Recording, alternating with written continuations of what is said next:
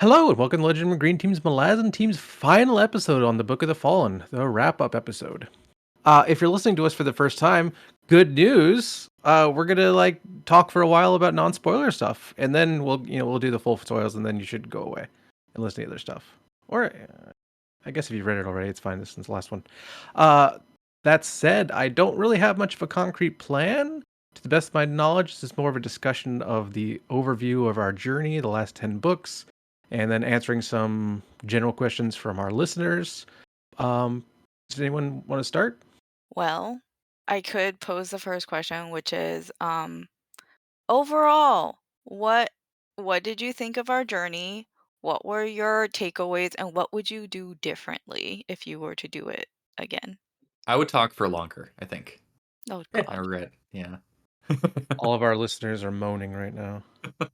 With pleasure, of course. Oh, Uh, I don't know. I think Panda, could you answer the question first, since it's your first time anyway? So my takeaways are, and we talked about this, throughout our journey together, is honestly having the conversations with other people. That was definitely the best part. Like the material itself is is fun, it's gripping at most of the time. hmm, Um and it does make you think deeper and more about the themes, the characters, motivations, and actions and consequences. Um, but yeah, overall, if I were just reading this by myself, I would not have enjoyed it nearly as much and may not have even finished it, to be honest. So that's been my biggest takeaway. And getting to discuss with Erickson himself and also AP and other members of our Discord community. Um, that's been really fun. Like we were able to build relationships because of these books. Um, and if I were to do this differently, I would say when we first came into our first episode, we didn't really have a plan. And we kind of floundered our way through. It was very much by feel the first time, that first episode. And I would like to have more of a plan when doing that first episode.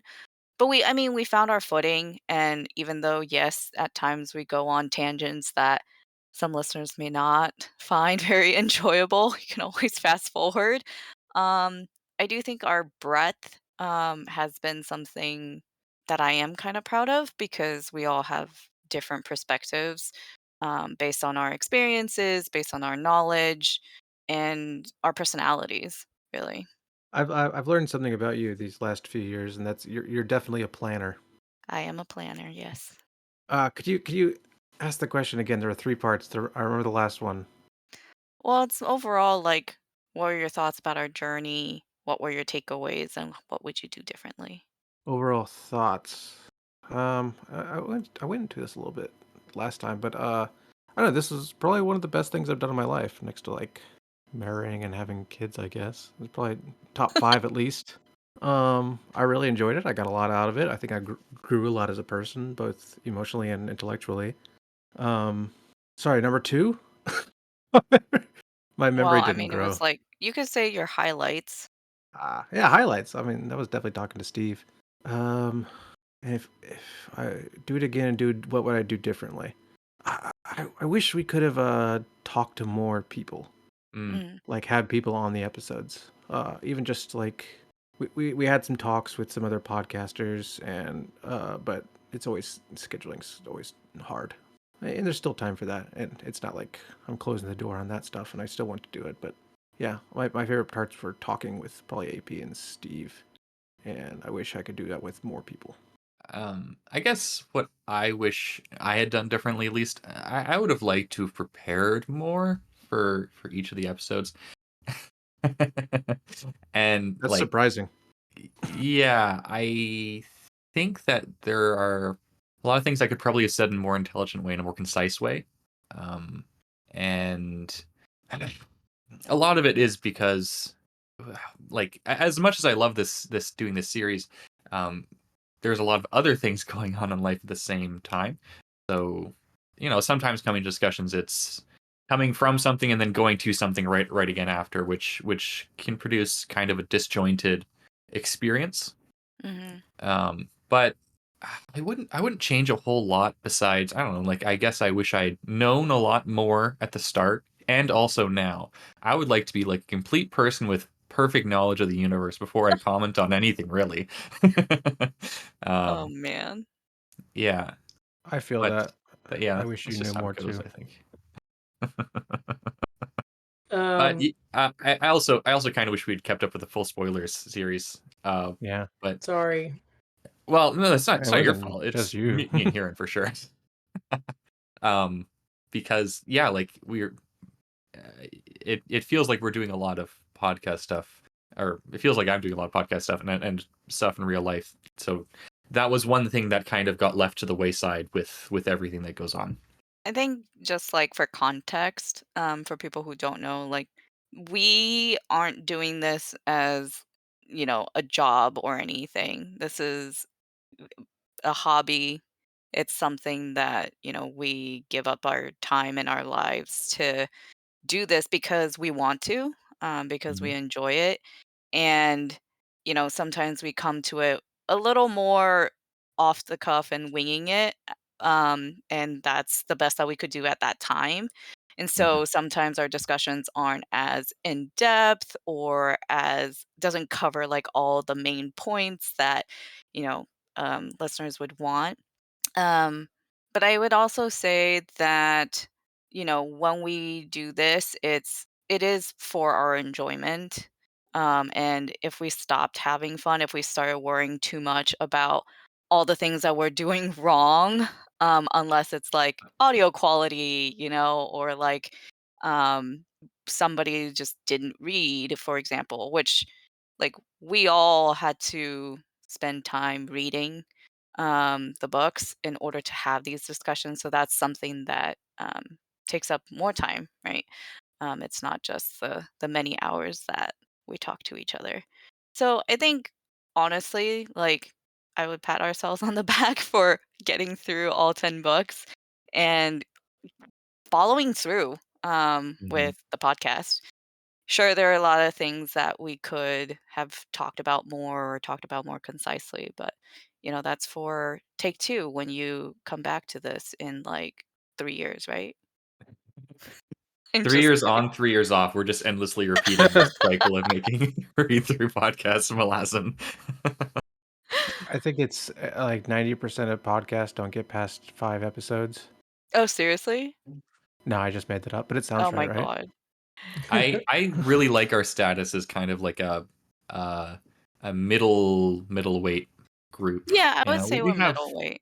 yeah we have listeners, but we don't have much in the way of expectations. Let's say there are several points where I was like, I kind of feel bad for our listeners, but also uh, it I think it's very clear that we're we're very much doing this for a hobby and not in any sense professional thing, right? Yeah, I feel bad for anybody who has to listen to me talk.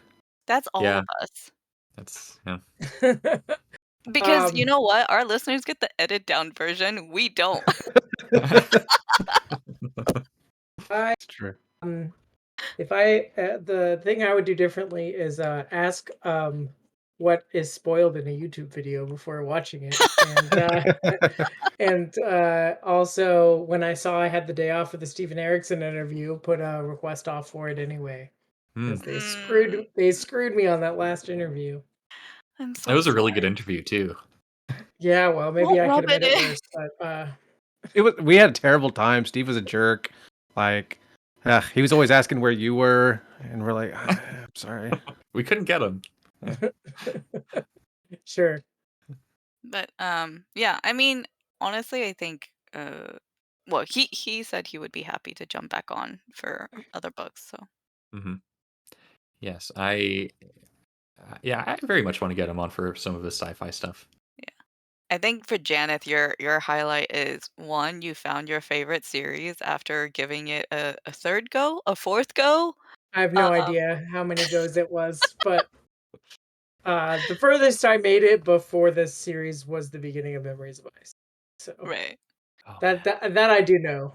Now you've read almost every single published book? Yeah, I haven't read The God Is Not Willing. I haven't finished whatever the last volume 2 brooch thing is, and I haven't read the most recent Brooch and Lane thing. Oh, and I haven't actually finished Goats of Glory, even though I've picked it up like 20 times and read from it, and it's very short. I, Yeah. yeah. So Well, you went from not finishing the 3rd book to reading almost everything in the world, so yeah, it's like 25 books or something that I've read in Malazan. that It's moment insane. when you, like, surpass me and you're like, "I'm just going for it. I'm gonna finish this series because you can't hold back." Yeah, I was like, "Alright." at the time I had COVID, and I was commuting 20 miles to work every day and also driving a kid to elementary school that was near that work. So I was just Mhm. like, I could die in a car accident any day. I could get killed by this COVID stuff. I don't know when I'm gonna die. I just want to finish this damn book series. We've been doing this forever. So I just kept going. Like Yeah. something got delayed in like the podcast schedule, Yeah. and I was just like, Mhm. I Probably can't. me. And turns out if I would have just waited, I'm still not dead. But And we're very glad you're not. and I raced to finish like the 16 books in Carcanis so that I could get on the full spoilers episode. I did one of those and then I became too busy to consider anything more. So like I did all that and then like didn't even really get to do the stuff that I like did it to do. I mean, it's still fun reading all that stuff, but I probably would have taken that slower if I knew that I was only gonna get to be on one full spoiler episode out of it. Yeah, were you only on one? It was two, right? Was it two? I don't I know. don't Maybe it I was remember. two. I don't know. I thought it was one, but I could be wrong. who knows? You're the one that did all the editing, Aaron. Yeah, I most of guess it at that's least. the other thing that, people might not consider is not only, 1, we read the books and this is just for all, like, book-based podcasts in general. You have to read the books, you have to think of interesting things to say that is really worth saying, hopefully, Oh, and we were then supposed to do that? Yeah, yeah, we were. and then you gotta say the things, right? Have the discussion, the actual content, and You then got to write the to summaries beforehand. you gotta write the summaries. Shout out to Ash for writing pretty much every single summary. We did Yeah. try to delegate and, like, distribute that work at one point, but honestly, Ash just did it so much better. I Um, well, the key thing is that I was able to do it faster than everyone else. So that so is true, it was the and the lowest most opportunity concise. cost for me. Yeah. You were the most concise. I remember, Huron's attempt was, yeah, that wasn't Pretty quite a long. summary. Yeah, So, as a I wrote down basically listener, everything. Yeah, it was rough.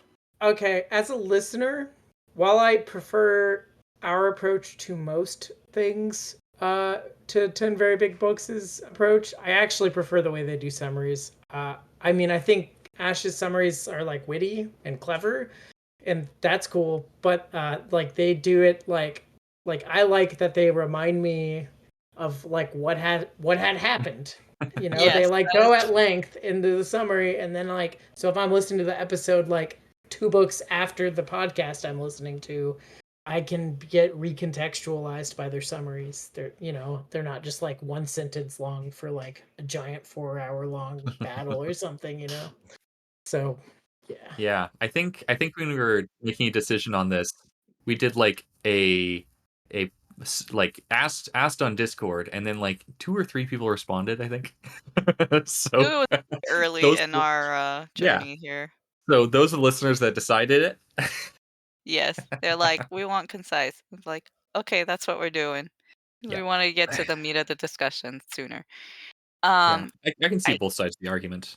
I would say, like, there were several episodes where we had, like, pretty good structure, we would talk about our favorite scenes, favorite characters, then we talk Mhm. about, like, quotes and, any question speculation, and I think those worked really well for the earlier episodes, and then we kinda got Yeah, that used just got to. dropped, We got right? used to, like, how the flow of the conversation would be, and Mhm. so we stopped being so formal, and I think that's fine, as long as, like, people listening up to that point, it was, like, book, I don't know, 7, 8, um, are familiar, with the course of our discussion. I do think where we could have done a little bit better is, go a bit more linear in our discussion, the events instead of jumping all around. That was probably pretty frustrating for listeners where How many yeah. times did we say, "Oh, was that this chapter? Oh, wait, I got something from the last one." See, the first like 3 books we did I didn't do that as much at least because I was like making underlines and highlights and Mhm. copying and pasting text and blah blah blah. And then after I just couldn't keep up with that level of prep. It is a lot, and that's the thing is, like, I'll be honest, I'm impatient, and I wanted to get through the books, I wanted to know Mhm. what was gonna happen, and so, you know, for people who want a slower pace and way more in-depth, there are now plenty of, Malazan podcasts that go at that pace and go with that structure. Um, for us, we were, yeah, somewhere in between. It's not like super lightweight, but also not super in depth. Yeah, for even like for the scheduling purposes, I no way could we have done a super in-depth thing, I think. We would never finish. We'd be like 20 years in and still trying to Yeah, schedule episodes. yeah, Yeah, that's the thing is we're across 3 different time zones, and one of the time zone is Japan. So Yep. yeah. So I really there's one of the podcasts that I used to listen to for Malazan.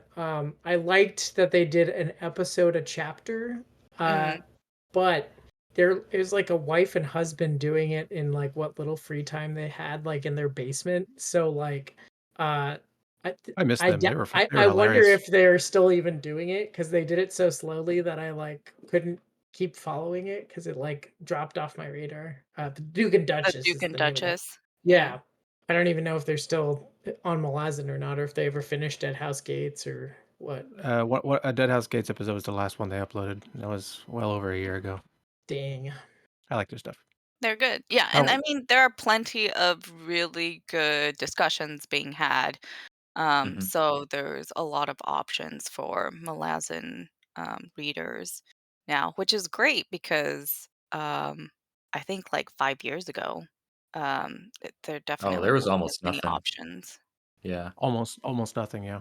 I remember when I finished the series for the first time and I was like, I wanted more discussion. And part of the problem is I wasn't looking in the right places. But yeah, another part is just there just wasn't as much chatter about it, especially not on YouTube or podcasts. There's so many now that Malazan subreddit had to open up Malazan podcast new subreddit. Yeah. It's basically dead, but that's where they point people to. Hmm. Yeah, if I had like had like anywhere near the level of available like forums and people to discuss in and with the first couple times, maybe I would have actually made it through. But like Mm. some guy was just like, "Oh, you finished The Wheel of Time? This series is my favorite series. You should read it." And didn't give me any further guidance. He was just like, "Here you go. It's epic. Go." And I was like, "Yeah, this seems really cool, but why do I hate it?" He didn't mislead you at all, at least. That's something. Right. Yeah, it's true. That can be a thing sometimes when Malazan gets Looking for the recommended, I new think. biggest romantasy, try Malazan. Oh Oh my god. no. It has romance, it has fantasy. Yeah. But that's what it is, right? It's a No. Christmas novel. No, no.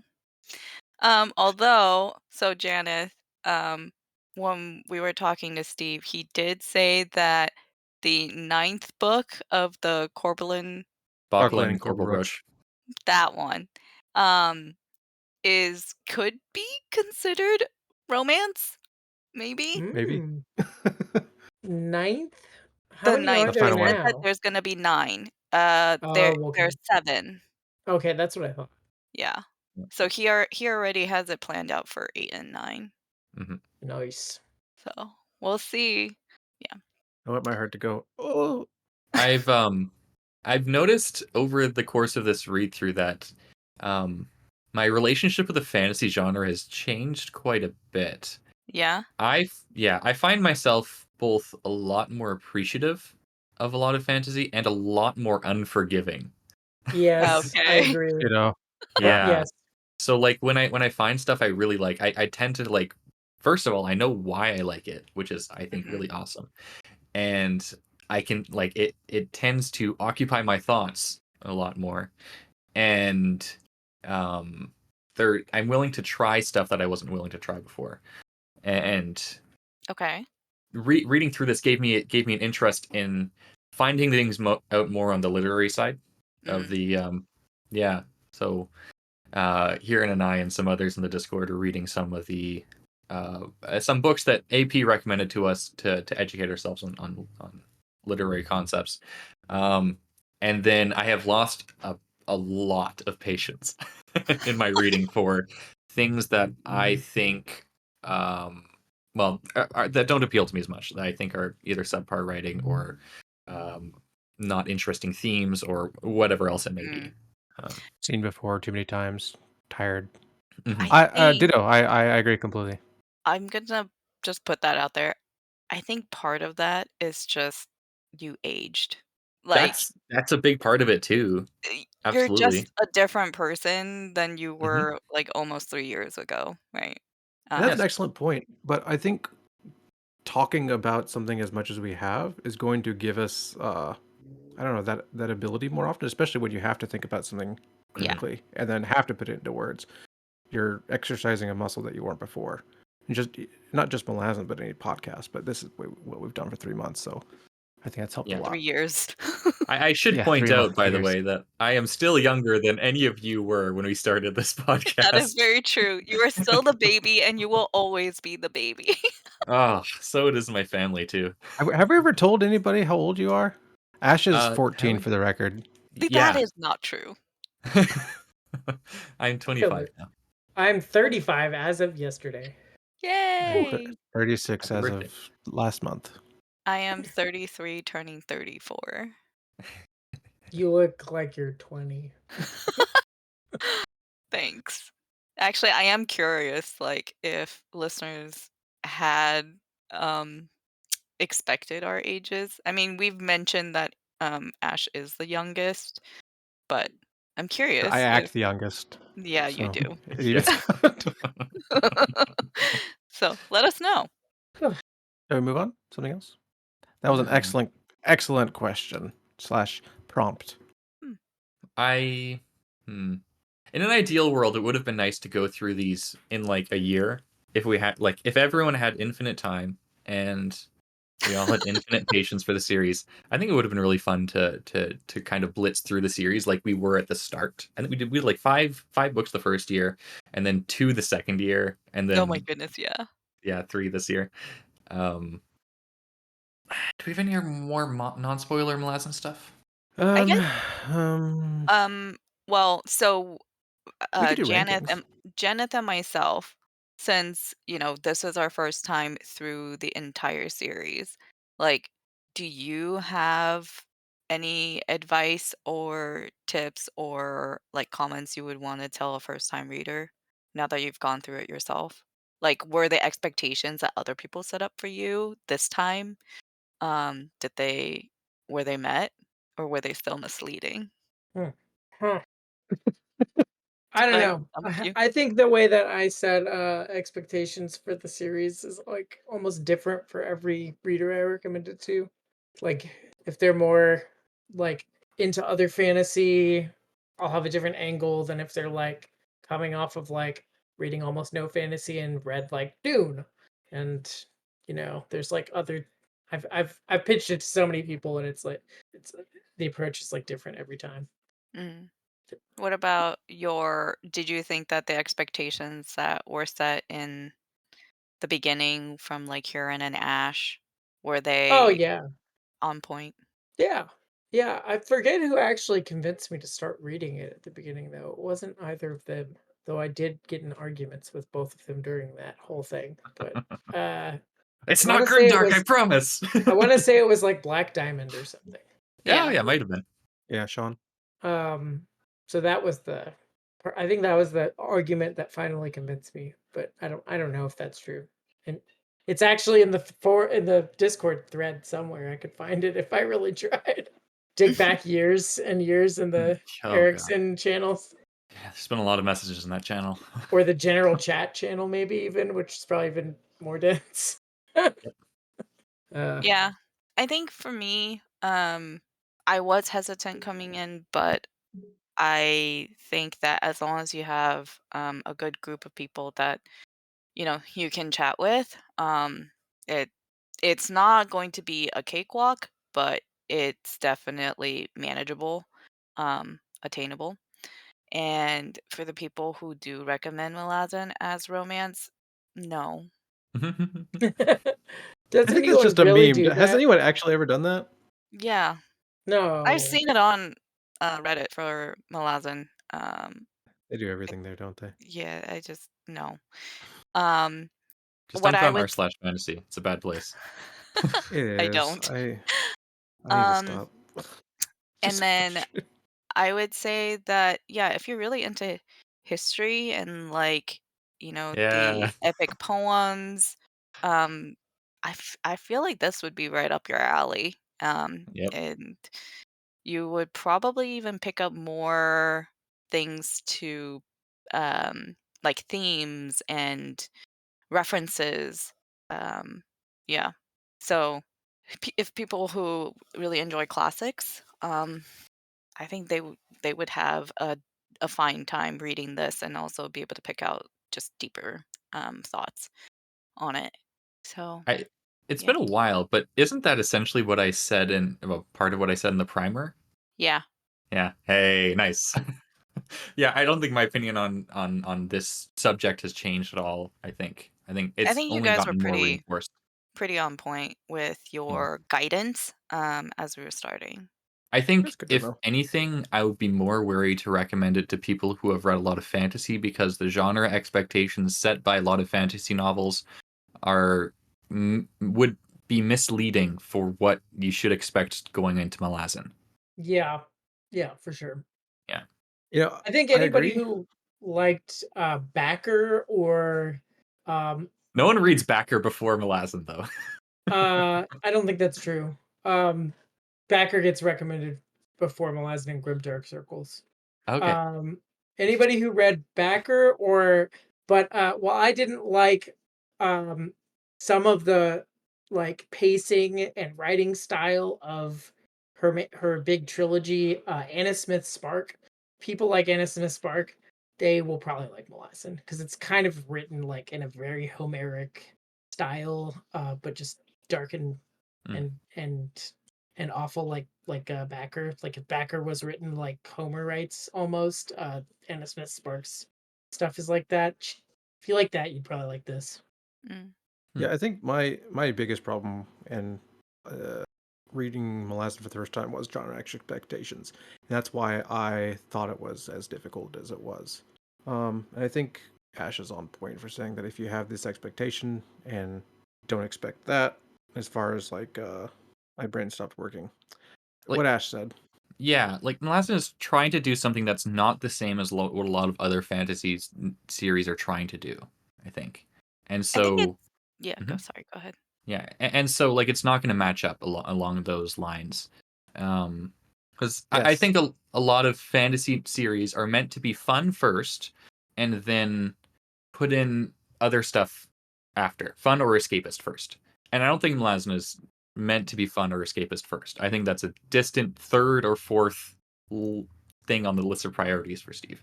I agree. I think it's why it is fantasy is because of the mechanisms within the world. Hmm. Like there is magic, right? And it's an important part of the world and the story. And the setting is magical, and there are dragons.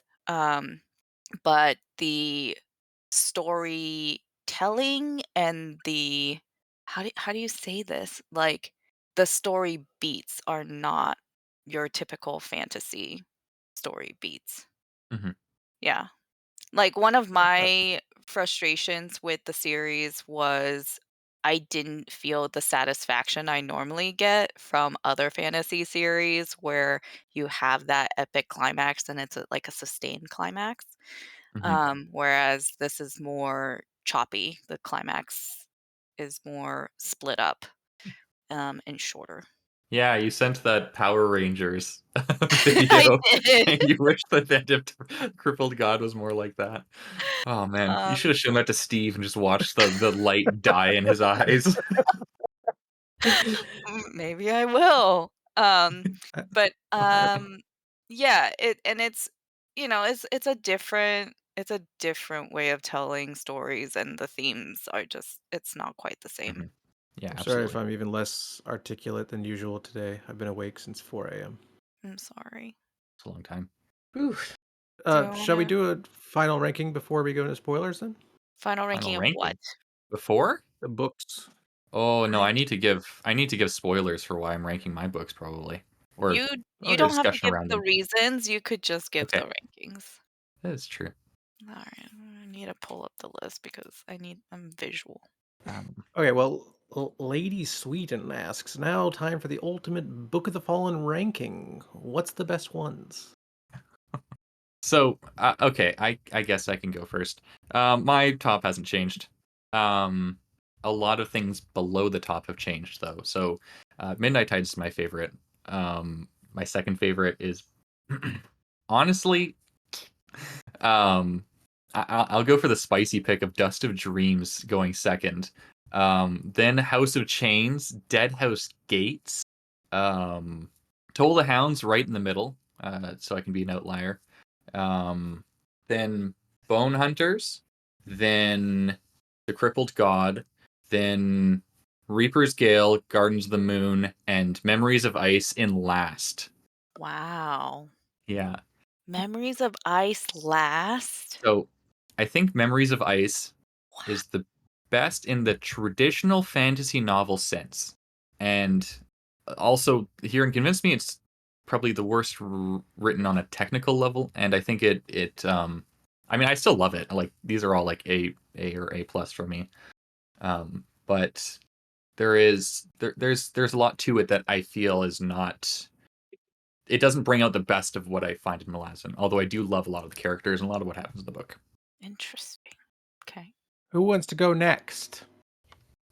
Janeth is sitting next to Ash on my screen, so I'm going to go with him. Oh gosh. I was trying to pull up some kind of document processor so I could write a list out. I do. Oh, Um, Janeth, maybe now. yeah, it's interesting what you said about Memories of Ice because I think I agree with that. And also, Memories of Ice both gave me the key to predict the ending of the series, but also like set up my expectations for the rest of the series in such a way that everything besides like one specific important part of that ending that I predicted was incredibly wrong because like it's so much more traditionally Yep. written than the rest. So like Memories of Ice got me thinking like I'm trying to predict the ending like of a Wheel of Time book or a Brandon Sanderson book or something. And none of the rest of the series is like that. So that's interesting. I did really like it though. Anyway, Mhm. number one. Probably Reaper's Gale. Mm, Then followed by so hard because like a lot of what I like about the later books all go back to the ending of the second book. Uh That so means Dead House Gates has to be your second, right? yeah, like but if so much of what I like about everything that comes later is because of the end of the second book, should that be first? I don't know. Uh Don't you think know what about I it too mean? Like much. You can change your mind tomorrow, and it's fine. yeah, it's true. Okay. Yeah. I Uh change my list all the time, except the top two. Second, probably Bone Hunters, I guess. Then Dead House Gates.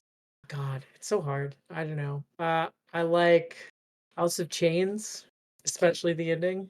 Spicy? Uh, and then did I already say Dust of Dreams? No. No. Dust of Dreams. Then the Crippled God. Then Toll the Hounds. Then Gardens of the Moon. then Memories of Ice, and Midnight Tides is at the bottom. Yep. But I reserve the right to move Midnight Tides way far up after I reread it because I just don't think I think I just was in a bad place when I read that. I wasn't ready for the book that Steve wrote there. Um, I regret telling you that you could change your mind tomorrow because I approve having Midnight Tides at the very bottom. Really? No, just because it upsets you. Oh no, it doesn't. Oh. It doesn't upset me. I know that I get. Right, okay. Midnight Tides is a popular first book, but I'm not upset about people having wrong opinions about it. That's fine. You can't see this, but he's literally seething. Yeah, I'm just His completely face red. is red. Yeah, I've torn out most of my hair. That's why I'm missing so much. Okay, I guess I'll go next. Number 1, Toll the Hounds. Number 2, Dust of Dreams / The Crippled God. Number 3, Reaper's Gale. Number 4, Bun Hunters. Number 5, Deadhouse Gates. Number 6, Midnight Tides. Number 7, Gardens of the Moon. Number 8, House of Change. And last, Memories of Ice. It's a low ranking for House of Chains. I love it. I mean, I love Memories of Ice too, but yeah, like all the I other ones more. think House of Chains is the book that leads into, like, more than anything else, it leads into what Malazan is trying to be. I agree. Mhm. Like, But it's the first one that really does that. I mean, And look, it works really well, especially considering Memories of Ice. if the ending can make me cry and I can still like picture where I was when I was crying when I read the ending, I mean that really Mm. good. Yeah. It's a fantastic ending. I came here to cry and House of Chains pulled it off, right? Like I don't get to do it a lot if I'm not reading, so you know. Yeah.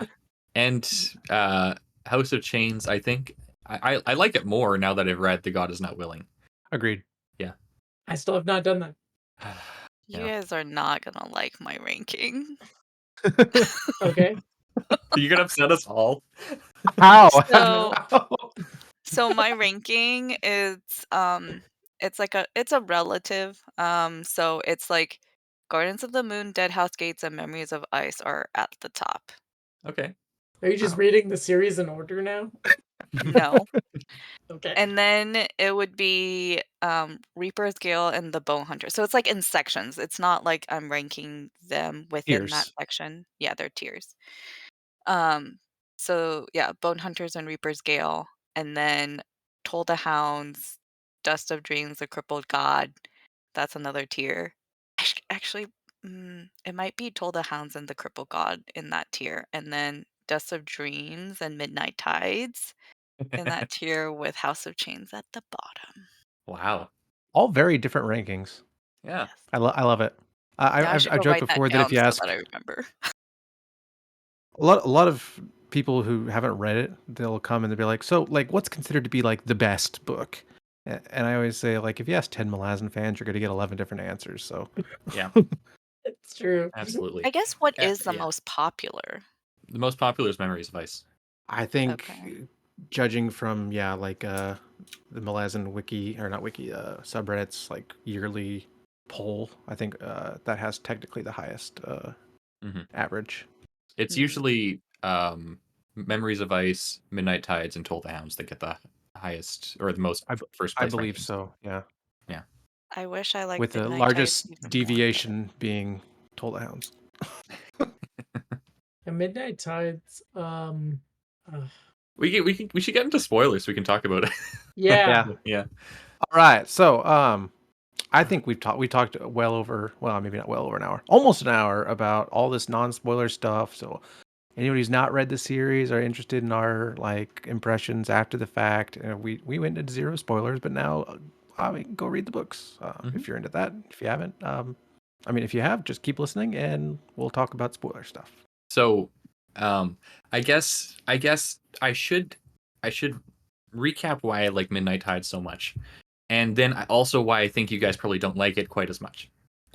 So for me, I think it's the strongest book in terms of what Malazan is trying to accomplish over a certain page count. I think like for what Malazan is trying to do, it's the most concise.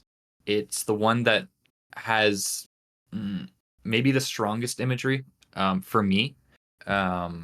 It's the most self-contained of the books. It's the one that's set up as a tragedy the most. Um, like arguably could say it's Dead House Gates, but I would put Midnight Tides edging that one out. It has a lot of my favorite characters, and I think it has a lot of the most interesting characters in the series. And I like all the themes. But it also has the least emphasis on actual action, I think. And I think that's probably a contributing factor to why you guys didn't like it. And like it doesn't have the Malazan Marines, it doesn't have Malazan humor. Um, It has and the bug and Tay-hole humor, which to me is pretty much its only saving grace. um yeah, and it's like it's got like it kind of grinds you down, I think. Yeah, Kind of similarly to Toll Times. that is that's the real thing, is the grind. Like I liked the beginning, even though all the stuff with the Heist like feels like it's gonna be a little more promising than it is earlier on, and like the editor are like teased for a while, and then they are just kind of like D-bags, and that kind of like it felt bad. So they were gonna be really cool, and then they were just like, we're just another tribe of jerks, and that sucked. But the beginning, like with the Jack and the curse with the sword and the coins and waking up, like that was really cool. Hmm. And the stuff in Leather was really cool, but the war felt like such a grind. Oh, I But like loved it. but oh, and I did love some of it. Like, Hmm. but I liked the demon stuff, and like I liked like kind of what the imagery was evoking about war, like the Hmm. messaging of it. But it just like felt so suffocating and slow. And I think, Yeah. but like that was also a point where I was like burnt out on like everything in life, including like reading and trying to like prepare for the episodes and stuff. It's Hmm. before I let go of the preparation in Bone Hunters. So like going back through it, it might hit a lot differently because I don't Hmm. feel burnt out anymore, and I don't feel the need to write extensive notes preparing for an episode, and we're not recording them anymore. So Hmm. uh yeah, so like I don't I don't know if there's anything objective about any of the ways I feel about Midnight Tides until I go back, basically. Yeah, I think in a lot of objective senses, it's quite good. Um, Oh, but the ending was really good. That oh sorry. yeah, yeah, yeah. The ending I think is basically perfect. Yes. Um, and there's a lot of moments in there that like just stand out in my mind very, very starkly. It's the most Shakespearean for sure. Yes. Yeah. Tell me why you hated it, Panda. I think the more that I think about it, I might like House of Chains more. Oh, I'm always a fan of people liking House of Chains. I think House of Chains is the one that might upset me the most that people don't like. Yeah. Yeah. Okay, I'll keep it at So the bottom. I'm just kidding. so Excellent. so like House of Chains, the reasons why that hit better harder for me is like, and same with Dead House Gates, like you mentioned, like Midnight Tides being like, oh, it's a tragedy and it's like a perfect tragedy. Mhm, Maybe structurally that's true, but like part of why Steve said he wanted to write tragedies to evoke catharsis through mhm, tragedy. And like at the end of Midnight Tides, it's just like a bunch of crappy people like going through the tragedy, and like there are people that I was not made to care about. Like whereas like I care about Fellison Elder or Shaik Reborn or whatever mhm, you want to call her. I care about Coltane. I care about Duiker. I care about the Seventh Army. So the tragedy evokes the catharsis. So mhm. like Midnight Tides is like, it's like if you had Lucky Charms without the marshmallows, Like it's like Wow. But so you it's don't like okay. I probably like Odinus the most out of anyone here, for sure. Yeah. But I think we okay. all liked I love Tehol Udinos. and Bug and Briss and Okay. I liked Troll. Maybe you guys were indifferent. The Seed of Kurokon. And still just Ruin's cool, right? But okay, the Tehol stuff was evocative and cathartic when Okay. he dies and comes Hmm. back. And Bug, But the yeah. throne room is just like, I mean, the person I cared about most was probably the emperor, like the god Interesting. Even Endeavor, Briz? Wow. huh? Ulad? Brulon, Or yeah, because I felt bad for him. But like okay, interesting. everybody was a jerk. Oh, Or Chris like wasn't a didn't have jerk. no, Chris that's is like true. a yeah, and Yeah, Troll but Chris is is not a great. I jerk. didn't know him Like very well. whatever else you can say about Troll, that man is not a jerk. He's the least jerk. Briss, yeah, no, Troll, okay. I was made to care about Troll more in later books. Okay. Yeah. I don't know. Like I didn't care about him that much in House of Chains compared to everybody else. I don't know. So it's like, I I bounced off Troll the first time in House of Chains. Midnight Tides is what sold me on his character. Yeah. That's actually still why House of Chains is kind of low for me. Because I'm still not that engaged with the troll section. Um, as for Midnight Tides, though, I don't know what exactly this means, but I do think it's the best written of the 10 books. I was thinking about this after we finished our last episode, Hmm. and having to think about rankings because it's the most concise. It has incredibly distinct characters with very distinct voices. Um, I think, like you said, the tragedy was perfected, and there's humor, there's catharsis, and like I said, it's very, very concise. Like all the fat's cut. Which, as much as I love a lot of the stuff, especially in the later books, it's not always needed. Yes. Yeah. There. I don't know what I could cut from Midnight Tides, and have the thrust be the same. Whereas there are sections in the later books where I notice sections like, oh yes, I could cut some of this, and the thrust would be the same. mm, I think we can get into that when we talk about criticisms of the series. Yeah. Yeah, I would say like Gardens of the Moon is the most concise, and it still had an impact. And Dead House Gates after that was not as long and was one of the most emotional read for me of the series. Um. Gardens had a lot fewer pieces and some missing pieces, I think. Yeah. And I don't think either of them really stand on their. Well, Garden's more than Dead House. Dead House like is something that needs the rest of the series to function.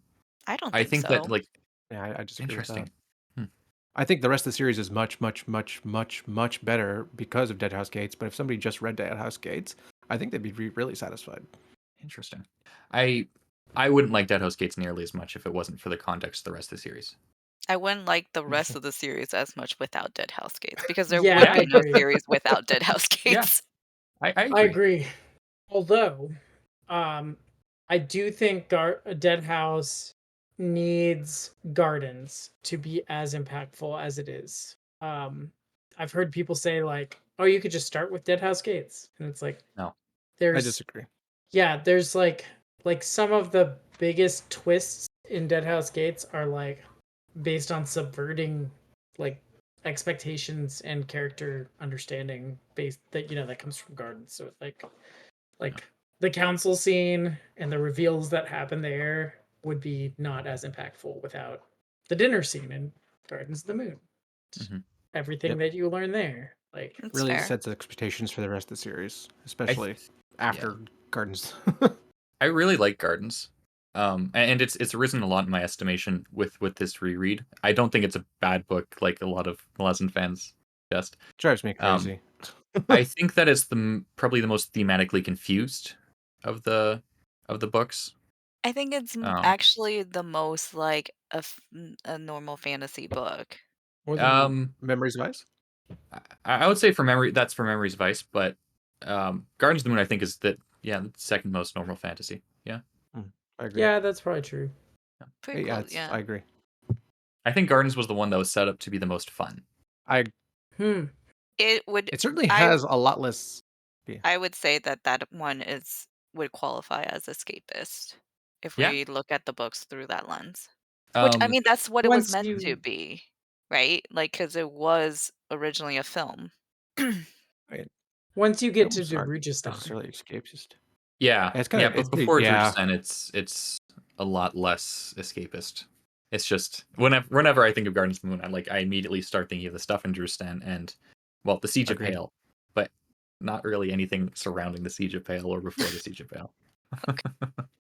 I'd say yeah. It's a lot more serious with ideas around the Malazan Empire and thoughts of agency and Ganos and all the gods and there's things. But yeah, Darujistan's fun.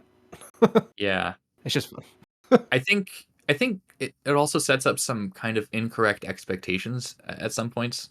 I think the most notable for me is when they're fighting Raced, and Raced is like very, very hard to like. He's very durable, when most entities in Malazan are not durable. They're like everyone's a glass cannon, basically. Um, Hmm. Yeah, I've never thought about that. That's a really good point. Yeah, interesting. I don't They know. I can't. Race They was a have to. badass. Yeah, they have to take him yeah, out like 5 times or something. yeah. It's like, oh, you send all of the dragons in Moonspawn against him, and he's still like, oh no, I nothing. don't need a body. I'm gonna go for burn after this. Race most Yeah. powerful character? Maybe, don't know. I and think that's without his power even. it's not. I didn't feel like it was unrealistic in comparison to the rest of the series. I mean, the other parts were there were still like prolonged battles, and with the Kachane Chamal, they were very similar where like they were very durable.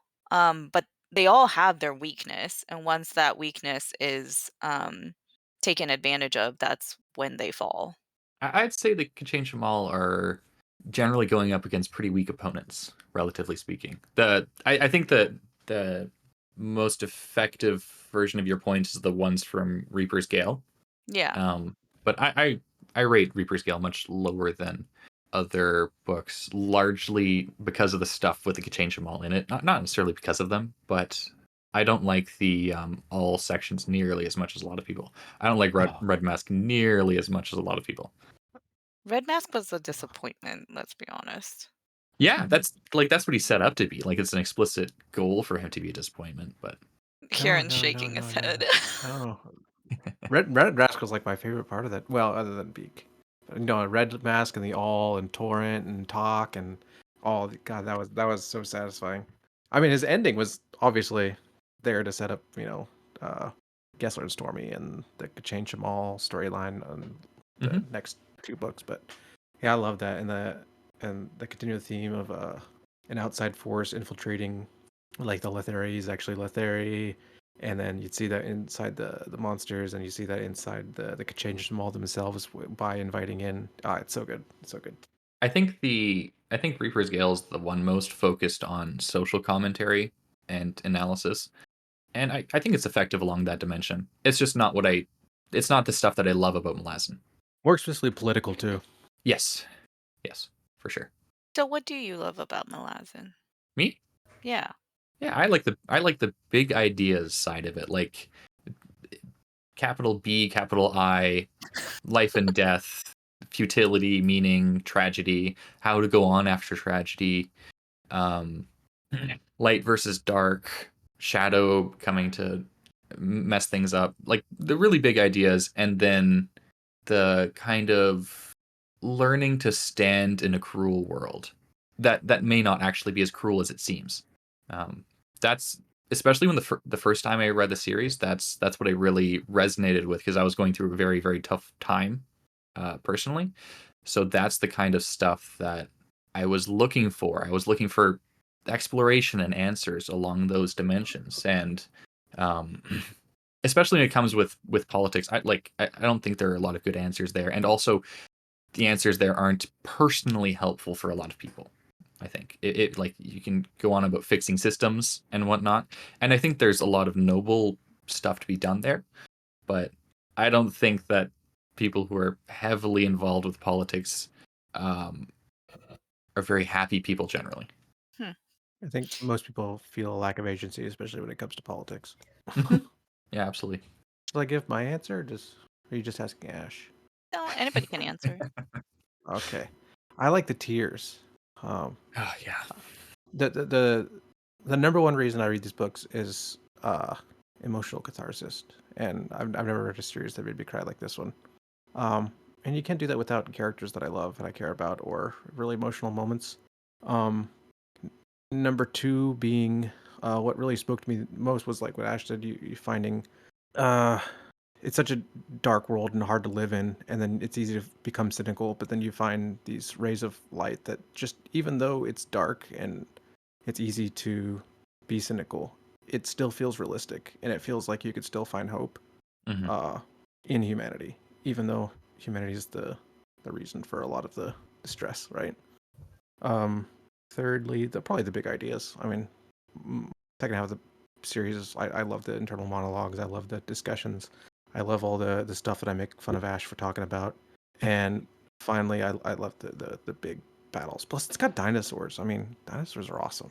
Dinosaurs are awesome. Are you, Janet? What do I love about Malazan? Is Yeah. that the question? Yeah. I like um I like how it blends like what is absurd about fantasy with like with seriousness. Mhm. um like the the Kachinchamol are a great example of this. Like they're one of the most absurd things that I've ever read in a fantasy book. They're so ridiculous, and they're like, and it's just played like so straight. And then like things that people cannot talk about um lightly often, like death, sex, romance, etc., are played up for laughs all the time. So you have this like interesting dichotomy where like absurdity is uh used to make humor out of things that are often taken very seriously in the world. And then, really absurd things are taken really, really seriously and used to explore serious issues about the world. And like, there's like scenes where you'll be like heartbroken or crying, or like, your heart will be pounding in your chest. And if you like actually tried to explain to somebody who doesn't read the series like what you're so worked up about, like there's like immortal mummies that like you meet them when they come out of the ground and they're like stabbing a guy in the dick, and like that's like one of the saddest characters in the series, like Yeah. it's so weird. um it's I don't know. um and yeah, like the tragedy stuff, catharsis, I like crying. The books made me cry enough times that I got my money's worth. They're fun. They're hilarious too, so that's the I mean, I could go on. Like the soldier stuff is great. And like it makes me want to read more military fiction. And I wish I knew where to go for that. That was also still fantasy. But Wexler's good, but it doesn't quite scratch the same itch. It's like the same but different. Not even I don't know. Cook? I don't know. Okay. I like I really liked the second one. And I like started the third one, and In the I Black don't know why I Company? put it down, but I haven't picked it up. Yeah, the Black Company. Yeah, the second one's really good. It's a big change, but there's still like in the actual battle scenes in Cook, like my eyes are glazing over. I'm bored out of my Yeah. mind. Especially in the Interesting. second book, because that one's the most like focused on like single characters and their story, and not really fighting and battles and stuff. Yes, It and might be the that's best book though. huh. It might be the best one in the series though. It's really good. Yeah, but there's a big battle at the end, and that's like when I'm like, I quite liked the third book. It was a very satisfying conclusion to the trilogy. Yeah. But yeah, maybe I should go and finish the cookbooks. If for no Cookbook. other reason that they inspired Malazan, right? So, um, and like if I found something that I liked so much in book two, there might be stuff like just beyond where I'm at in book three. Mhm. So Yeah, I append to my answer. Yes, Steve likes the phrase, the metaphor made real. I think that Malazan uses that concept better than any other fantasy series. Um, yeah, and like Kieran said, the kind of the quote realistic take on the horrors make the light that shines through so much more real to me. I have a very, very hard time actually finding things inspiring if the heroes haven't gone through the worst of the worst.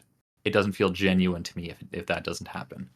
Um, so I missed this is why comfort reads don't generally work very well for me. Mm. I missed an opportunity to say verisimilitudinous. It's a hard word to say. It Give is. us your answer, Panda. Um, I'm like the opposite, like just the opposite of Ash. So I'm on the other end of the spectrum where it's like all the tragedy, all the, turmoil and all of that. Like I can appreciate it if it is like concise and just like 1-2 punch, like I get it. And then um when it's more drawn out, that's where I start losing patience, and this is more like my failing and my personality, um, and so I read because I want comfort reads most of the time. I watch movies and TV because I want comfort and escapism. Like, I would more likely choose something that is comedic over something that is more dramatic, um, so, I mean, MASH is a good one because it's got a really good balance of the 2, right? It's got the humor, but it's also got the seriousness, but it leans more heavily towards the humor, which is why I really enjoy it. Um, and so I was really hoping that Malazan was gonna be more like that, and there are, books in the series that are more like that, but then when there are the parts where it's leaning the other way, and very introspective, then glaze and I glaze over, I start skimming, and wonder, what's the point? So, what I do like is I do appreciate the breadth and depth that Erickson as a person is able to convey in words. Um, it's pretty impressive that he's able to write, pretty much any character at any like point in their life journey, and the most of them land, not all of them. And then the other part is, it is very ambitious to write this, and he did it. He followed through and finished it, and it's definitely something I think worth reading and discussing and being studied, um, for its themes, for its storytelling, and like writing, um, the skills that it takes to write these kinds of stories. Um, so what I appreciate it is I appreciate the work. That's what I like about it. It is pretty expansive, and it's a good jumping off point for so many other like it's a good inspiration for other works of art or even nonfiction. Um, yeah. So I think overall what I like about Malazan is Erickson himself. If that makes sense. The person who created it. He's a very wholesome guy. I So I'm just so nice to impressed. talk to. Yeah. Your answer explains very well why you love Everything Everywhere All at Once so much. Yeah, what's that? Well, because it meshes the goofy Oh, and the yeah. serious introspective, and even though it kind of leans towards goofy, I think, but it still gets really deep and Yeah. emotional. Based on that, is this what we're going to cover next?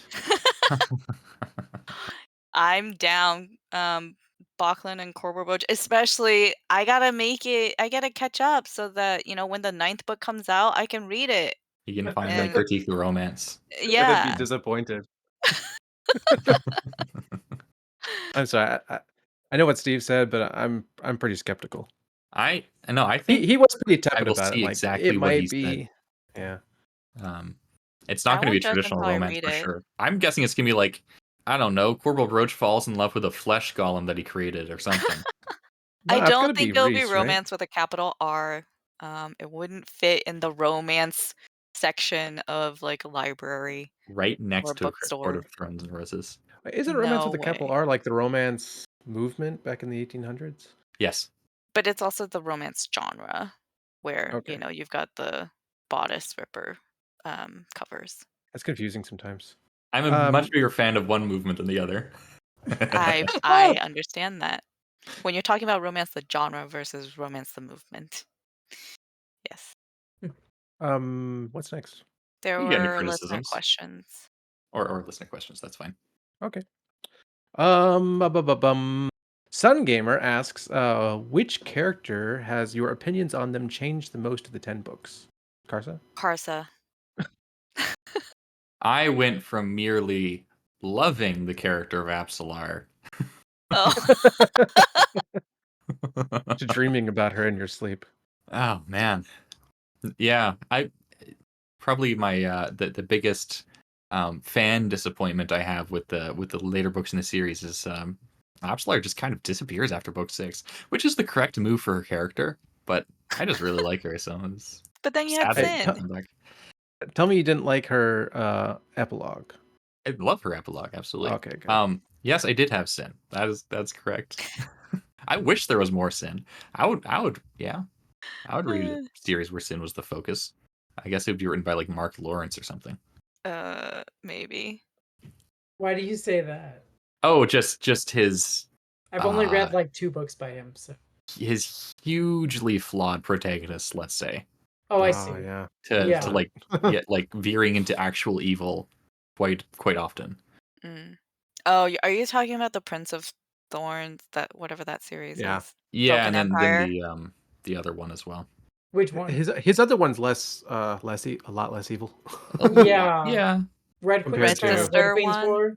No, Red Yeah, Sister, something she's like that. actually kind of not bad. I there's oh we'll talk about it later. Just tangent. Red Queen's War, the guy's not really bad. He's just selfish. Yeah, radically selfish sometimes, I think. I mean, I've Um, only read the first book, so. and like But really self-interested and whatever else. I He's read not the a f- traditional fantasy protagonist. I read the first few pages of Prince of Thorns, and I was like, nope. Yeah. yeah, I I kind would of not wish I would recommend it have. to you. Huh? Mm. I would not recommend that to Panda at all. Yeah. Yeah. I kind of wish I would have said nope. I finished it. I started the second book, and then I was like, ugh, why am I reading this? I Red actually quite Sister was liked it, but better, but I still didn't love it. I preferred Red Sister too.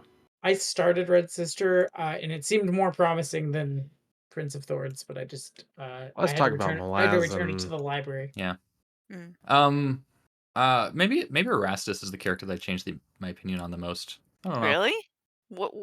Where'd you start out and where'd you end? In Midnight Tides, I'm kind of like hopeful that he's going to be a not irredeemably horrible person, and yeah, Yeah, it changes my opinion on him. that's a good point. Midnight Tides, one of the things I liked a lot about Midnight Tides was the errant. And Hmm. I was like, oh, this is so mysterious and interesting. How intriguing. And then, like, from that point on, he is just a cartoon villain and there's nothing there.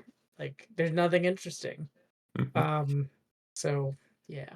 I thought it was intriguing, like this whole errand thing at first, and then the reveals happen, and then it's like an actual character, and the character was just meh. Yeah. He's just like a jerk and he's like unsuccessful at doing everything he tries to do and it's just like I raw ambition like failing, like that's his character. I like him as a character, but um, I don't mind people not liking him. I'll say. Yeah. I said Karst earlier, but that's for my first read. I thought Mm. about it. Calor for this read. Okay. You I started always thought he was. out. I mean, everybody hates Calor, right? Uh-huh. Calor's just an asshole. Uh-huh. He's the bad guy, right? Um, I don't know. I find by the time I finished the book this time, I just kind of pitied him, and I sympathized him a lot, and I understood where he was coming from. And while he's still a curmudgeonly old bad guy, I kind of like him. Okay. I wish I felt the same, but he's still on my crap shit list. Nice. I think for me, aside from Karsa, and probably even more than Karsa, is Raced. Like the first book, the way that he's set up is just like, oh yeah, he's the bad guy, he's the villain, take him down. And then you get the side of him that's just like, okay, I kind of want to hang out with you. I I mean, he's like still your a bad guy. sarcasm. He is, but it's But he like can't do anything bad. yeah, it's like the Is he cat still a without bad a guy if he claws. can't do anything bad? Hmm. Uh, I think it's a good ending for Erased. yeah. I think that's the one that stands out the most. that 180. Hmm. Yeah, a lot of the characters. Well, okay. Yeah, I didn't really change my opinions on many of the characters in this read through very much at all. I don't think. Maybe I liked them more than I did, but Hmm. yeah. Next question. Mhm. All right, Sun Gamer. The Book of the Fallen is often very introspective and philosophical. Has there been anything you identify with that has affected your real life, real world practices, thoughts, etc.? Um, I mean, it's caused me, prompted me to think about lots of things that I hadn't thought about before, and it comes up every time. Um, I think I'm a more uh, compassionate person, even though I still have a lot of growth needed. And that's my answer. I think that when I originally read this series, it's the one that convinced me that cynicism was not the way to go. Mm. Which I like an A+ character move for me, I think. Because yeah, I have very low patience for cynicism these days. Um, It's I, so tempting and it's so frustrating and not fun for the I think it's cynic. very unproductive, let's say. Yeah. Um, and then yeah, copy paste Tieran's answer. Um, and I think I have a lot more respect for, um, first of all, traditional cultures. Um, Steve successfully showed me that our modern world, um, like there's definitely a lot of advantages. I'm a big fan of kids not having to die from polio or like whatever random infections. Um, but at the same time, there is something that I think has been lost, and there is a respect that should be had for um, different modes of thought and strict rationality and strict logical thinking can very easily miss important things and fail to see the bigger picture. I have something to add. Steve taught me that civilized is not a value judgment, or it should not be a value judgment. Yeah, definitely should not be a value judgment. Janeth, you want to go? Feel like I don't know. Gave you more inspiration for your gaming. Hmm. You talk about that a lot. Yeah. Yeah, I mean, to an extent. Um it shifted like my reading taste a lot. Um but besides that, feel like I'm more likely to listen to people when Hmm. I have a disagreement with them maybe. And like after after arguing, passionately against whatever it is they're saying, if I feel I need to, you know, kind of more likely to like draw up a draw up a compromise or just full on concession, like, and just be like, no, no, no. Look, I don't want you to feel like crap about this. Just do the thing. We've talked it out. Let's deal with do the thing, you know. Whereas like I feel like I was more like, you know, just stick Want to to the guns. bulldoze over. Stubbornness. Yeah.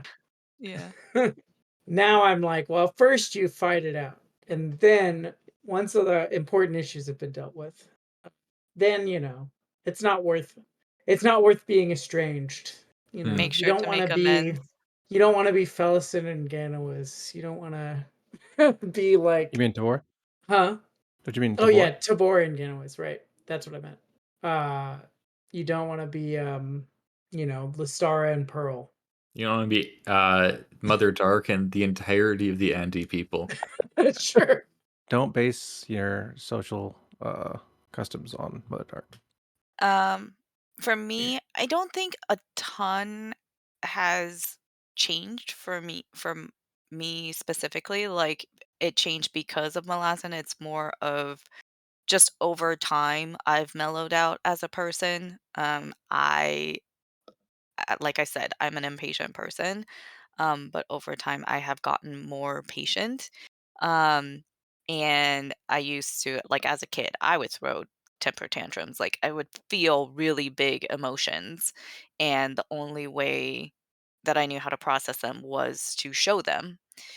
Whereas over time, I've become more mellowed and been able to, take a step back and think about why am I having this emotion before subjecting everybody else around me to them. Um, so that has already been something that I've been going through before starting the series. What I would say is the reading experience has helped me enjoy having discussions with differing perspectives more. Like, we to be honest, we get heated in Hmm. some of the discussions because we disagree fundamentally. Um, but we are able to be Not make it personal. productive. Yes. Yeah, not take it personally. And still be able to move forward. So a little bit like what Janet said, in that you can talk it out, you know, put all your sides on the table and then figure out, okay, how do we want to address it? How do we want to move forward? Is it going to be agree to disagree and, still be able to be friends? Or, sometimes it's like, okay, your logic is sound and, your reasoning, I get it. So let me consider that a bit more. Um, yeah, which is a very helpful skill to have in today's society. And I wish Yes. more people had that. Yeah. Yeah. I definitely think we had a lot of productive disagreements, and Yeah. some of our best content, I think, is formed from those productive disagreements. And It's I it's would very say, healthy to oh, go ahead. go ahead. No, no, go ahead. I think it's very healthy to hear opinions from people that you respect. Hear very, very different opinions from people that you respect. Um, if you hear stupid shit from people that you hate, it's not going to matter. But if it's Right. somebody you respect, you're actually going to, I don't know, give it some credence and think about it. I Yeah. appreciate that. Yeah. That's well put. So, like, Ash, I care about you as a person. And You just don't care normally, about the characters I care about. I care that you care about them. Yeah, I guess it probably, as far as like heated disagreements go, like I think I'm probably the most common denominator among all of them. I don't know. Huron also has That's true. I differing got hot views, right? takes, Yeah. and I tend to get a little the word expressive, or Well, the I know the great thing Japanese there word, is, but I forget the English one. like, the vast majority of the time, I was just like, oh, Aaron's not really being serious. That's fine. Most of the time, right? Yeah. Could have the Japanese so I can put it in English. Next question. Sorry, he's looking up a word because Oh. he knows the Japanese word, but not the English word. Forceful. Mm. Yes. Um, last one from Sun Gamer, I think. Is there a moment that stands out most in this series in your mind? One moment. 2 moments Mm. for me. Well, He okay, said no. one. One is Hail the Marines. 2 is Kurukon and Troll. So Hail the Marines. Got it. Yes, Hail the Marines. Bandit. This is hard. Oh, Ganos, I lost her. Which we So don't Hail the know if Marines. he said it was a lie or not. I'm fine Yeah. reading straight. Yeah. I'm wondering what he's gonna say. Like I can't imagine that like she was actually lying. So I think either Steve misspoke or we misunderstood him or there was a different context going on. Since I can't give another answer, I'd like to substitute Huron's answer. I'd kill the mule. Oh, that's so good. Okay, Um, I'll take that one. Yeah, Janet. uh, I mean, Tavor killing Felison, Oof. Mm. Yeah. that sticks out. I mean, that's the thing. That's why I like House of Chains. I mean, it's not the only reason. The giant dragon that's chained to the Mm, Imperial Warren was pretty cool. That is really but cool. that's a good moment but too. um but yeah, the thick irony and tragedy combined in that scene of Felison's death was awesome. Like, and Nothing better than Sister Side. Ugh. oh, I think also, Sororita Side? but I will say that one of the coolest moments of of the book, but only because of the podcast, was the scorpion fight, Oh, and Joyful and Union?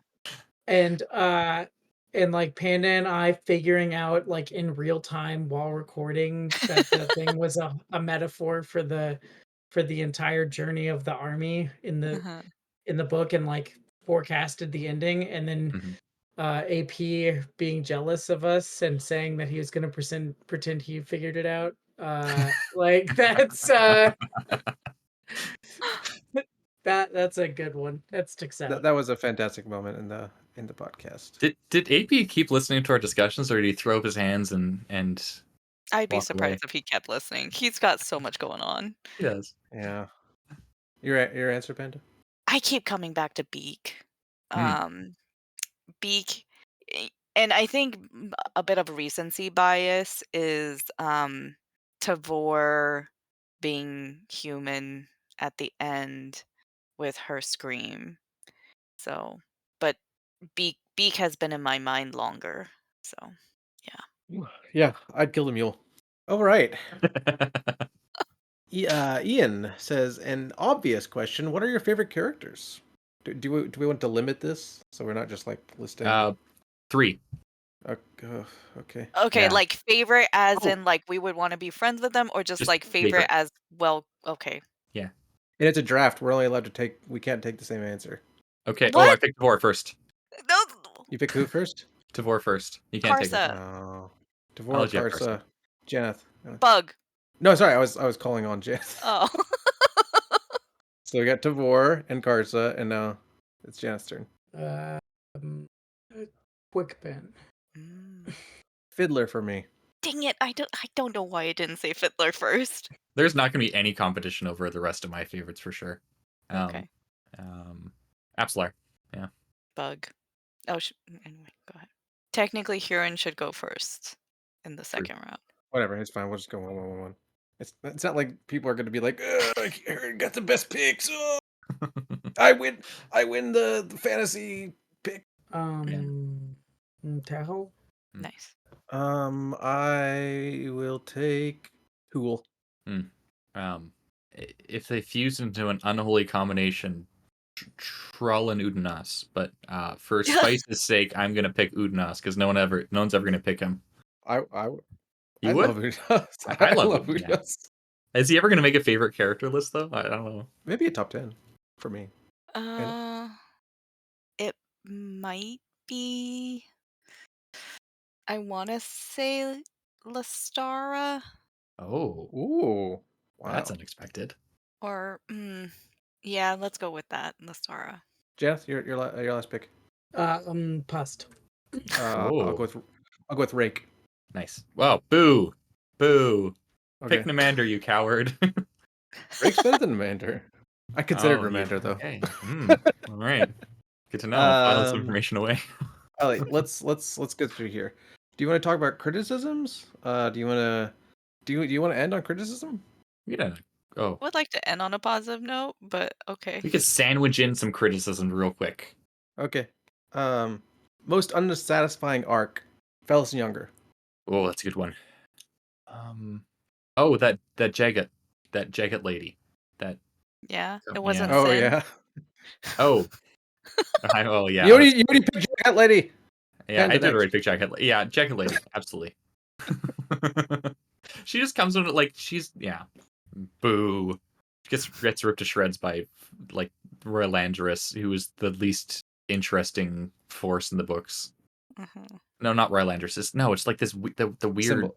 Yeah. Dejim Nabral. Yes, that's it. I don't know. Yeah. Least satisfying arc. Hmm. That's what you said the category is.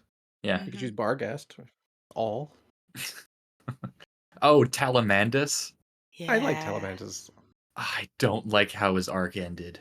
He just explodes. That's I don't know. You picked what was Jack going Hut on Lady. there. Shut up. I did. I'm giving Janeth more time to think. Isn't it Panda's turn? We're just waiting for one of you to answer. What's her name? Mogura. Sandlath? Sandalath, Drew Oh. Corlath. Sandlath. Okay. Okay, interesting. Janeth? Olar Ethel. Okay. Oh, interesting. I kind of agree with that too. Yeah, Yeah. she sucks. Do we have time for general criticism? Yeah. If we go quick. Okay. You go first. Me? Yeah. The extra stuff in later books, the action could speak more for itself. Obviously, Sin. Hmm, hmm, hmm. Um, hmm. Yes, there aren't enough cathartic moments in the later sections, Boo. and yeah. Go ahead. That's it. I might not like it, but I don't think all the plot lines are engaging. I might not act like it, but I think not all the plot lines are engaging. All the poems are not great, and not all the characters are particularly interesting. I like the second half a lot more than the first, but I think a lot of the subtlety is lost. And even though it's my favorite part, I think maybe some of the philosophical musings could be taken back a bit and let them actually speak for itself. And I criticize Memories of Ice for doing the same thing, but on a more surface level. When I think in the later books it could do some more on an idea level, I suppose. Mhm. I think sometimes, like we talked in the last episode, sometimes Steve is too opaque when he should be clear, and sometimes he's too clear when he should be opaque. Although the talent scene was perfect. Yes, agree. I agree with everything you said. I think the series could have been more concise and still effective. And I wish was able to cry more. It didn't impact that. And it did not impact me as much as I thought it would, Mhm. given the um, like discussions about the series. I thought I would actually be crying a lot more. Yeah, it wasn't Transformers 3 Dark of the Moon kind of It emotional gut wasn't punch. it wasn't Michael Bay's Pearl Harbor. I cried enough for the both of us. It's fine. I mean, everything that everybody else already said, minus the crying part, because you're wrong. And I'm just kidding on that. Yeah. Um, I don't know. And it didn't seem to bother you guys as much, but I just thought I just thought I liked how in the first book the I if there's no clear like good guys, like everybody on both sides of the conflict was like kind of just doing their own thing, and like I thought that would kind of like stay true through the whole series, where you just have like kind of like, you're seeing both sides of Mhm, everything, and you don't get a real sense of like where the moral weight of the narrative is, and then the end, like all the bad guys are very clearly bad guys, and mhm. they're not even like most of them aren't even morally compelling bad guys. No. They're just like jerks, and it's just like I don't know. I feel like Gardens was like perfect for that, and then even Memories of Ice, where they are more clearly bad guys, you get more understanding of like why and how, and there's like something there, and then at the end of the series, it's just like a bunch of villains. I I have an idea how to end on a positive note. Mhm. Um, we all give one thing that was just really, really cool. Okay, I like that. Mhm. Um, just off the top of your head, I'm thinking maybe Draconis' entrance on the fight with the Barghast and the Acronite. That was really, really, really cool. Um, Icarium coming in on the Skykeep and Mm, his speech about finding a kindred soul and avenging her. Yeah, recency And bias. strangers you bring death and whatnot, but I am Icarium and I bring far worse. Ugh. mm. A good chance. I really like the fight in the Crippled God, where it's like the Jaga, the Telanimos, the Bargas, everybody coming together, and then you get the the Ghost Bridge Burner army coming. Even though I didn't get the full scene And then you get a full 30 minutes of Return of the King playing. in my mind. But Yes. um Blowing up the underwater footbridge in Deadhouse Gates during the Chain of Dogs. wow, Oh, that's that's a good. good one. That was There are a good. lot That of was good really So good. scenes, cool. and yeah. Okay, last one. Hood's walk through Georgistan. And with that, let's end our episode. Yes, it's been a great ride, listeners. Thank you for listening. Thank you for We'll see you panelists. again sometime. Yeah. See Yeah. ya. Honestly, See thank you you in to the hell. Malazan community. the community that it is now. Thank you. Well, we'll see Thanks. you again sometime. No Yes. promises for win. See you later. Pew pew pew. Bye. Bye.